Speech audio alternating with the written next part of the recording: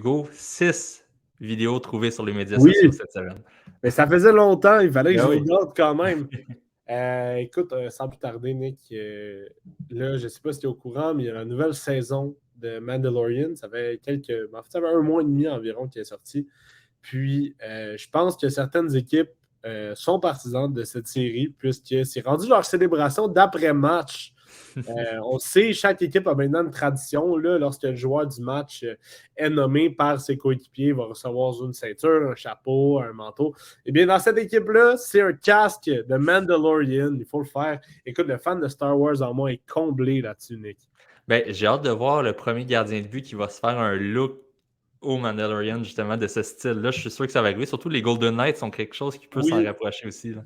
ouais, on y touche. Je sais que Scott Wedgwood des Stars de Dallas est un grand fan de Marvel. Donc, lui, il a tout le temps des petits clins d'œil à Marvel là, sur son casque. Mais oui, effectivement, j'ai trouvé cette petite tradition assez drôle, assez comique. Et je voulais lancer ça d'un bon œil. Mais écoute, je regardais ça aujourd'hui, OK? Et puis, les équipes de la LNH ont toutes naturellement un édifice de pratique. Et puis, les Sharks de San Jose ont un édifice assez particulier. Et c'est chez Bardown. En fait, Bardown a retenu mon attention sur Instagram. Ils sont allés à l'intérieur de l'aréna pour voir un peu les particularités du centre d'entraînement des Sharks de San Jose. Et puis, vous allez voir, c'est assez particulier, merci. Donc, lorsqu'ils ils voient immédiatement une patinoire. Mais l'affaire, c'est que dans cette facilité, il y a 6 patinoires. Donc, déjà là, on voit que la communauté des Sharks est quand même assez élargie et tout le monde peut s'entraîner là. Ça, c'est la glace d'entraînement des Sharks. Et là, on voit justement toutes les bannières de champion de division, participation aux séries, etc. Donc, trophée du président. Donc, on voit que on est fiers. Et puis, ça, c'est la particularité qui m'a fait le plus rire, Nick.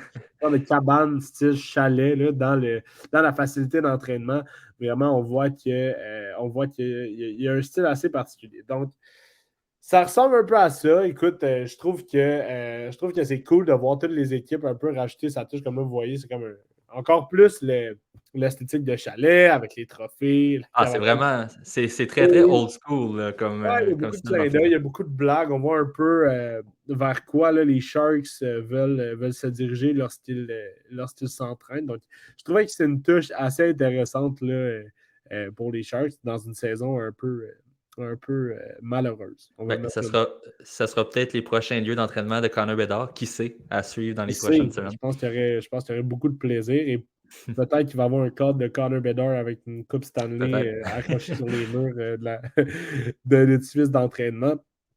Écoute, prochaine vidéo, on parlait des Devils tout à l'heure.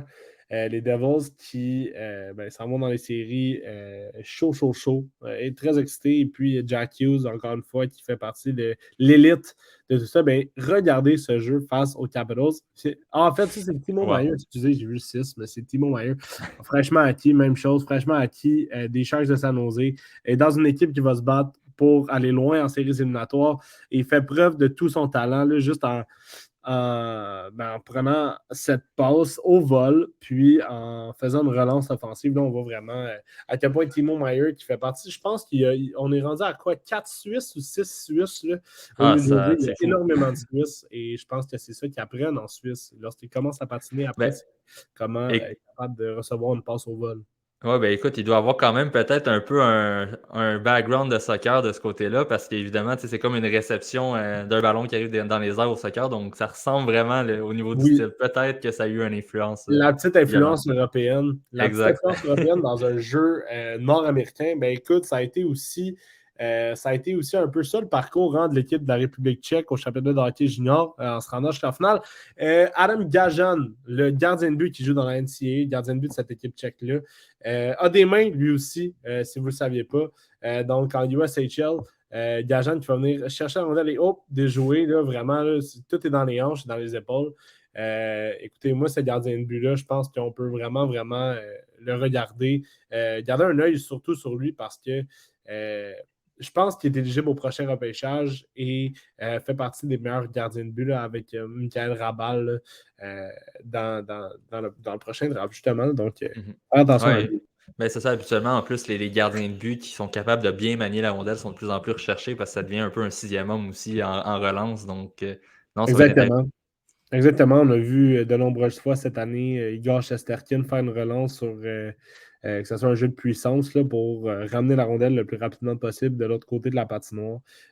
Écoute, ça va peut-être faire partie des routines des gardiens de but maintenant. Et Mhm. puis, parlant de routine, ben, je vous présente celle de Mitch Marner, la routine la plus impressionnante de tous les temps. Donc, Mitch Marner, en séance d'entraînement, qui s'accroupit et qui fait des petites pirouettes pour travailler son edge work sûrement. Et ça paraît, puisque cette année, Marner est le meilleur pointeur des Maple Leafs et a une saison justement digne du Hart. C'est pas pour rien qu'Éloi l'a mis dans sa liste. C'est à cause de Julien l'avait petites mis. routines. Ouais. Ah, c'est Julien, excusez, c'est pas Éloi, c'est Julien. Donc, c'est pour ça. C'est grâce à des petites routines comme celle qu'on vient de voir. Et puis Exact. finalement, Nick, ça fait longtemps qu'on ne s'est pas vu. Et puis, pour terminer mon segment, il fallait que je mette encore une fois un arrêt de Thatcher Demko que les Canucks qui jouaient contre les Flames Avec leur beau chandail en plus. ouais, avec leur beau chandail, leur alternatif. Et puis, Thatcher Demko, encore une fois, qui fait preuve de. Il est revenu au jeu il n'y a pas si longtemps que ça. Et ça Mhm. paraît pour les Canucks qui gagnent quand même plusieurs matchs en fin de saison. Là. Ça va être à voir s'ils seront capables de rebondir la saison prochaine. Mais c'est sûr que l'ajout de Demko fait du bien. Il jouait hier contre les Kings. Ça a un peu moins bien été, mais c'était pas Demko dans les filets, c'était Colin Delia. Donc, ça peut être compréhensible de ce côté-là.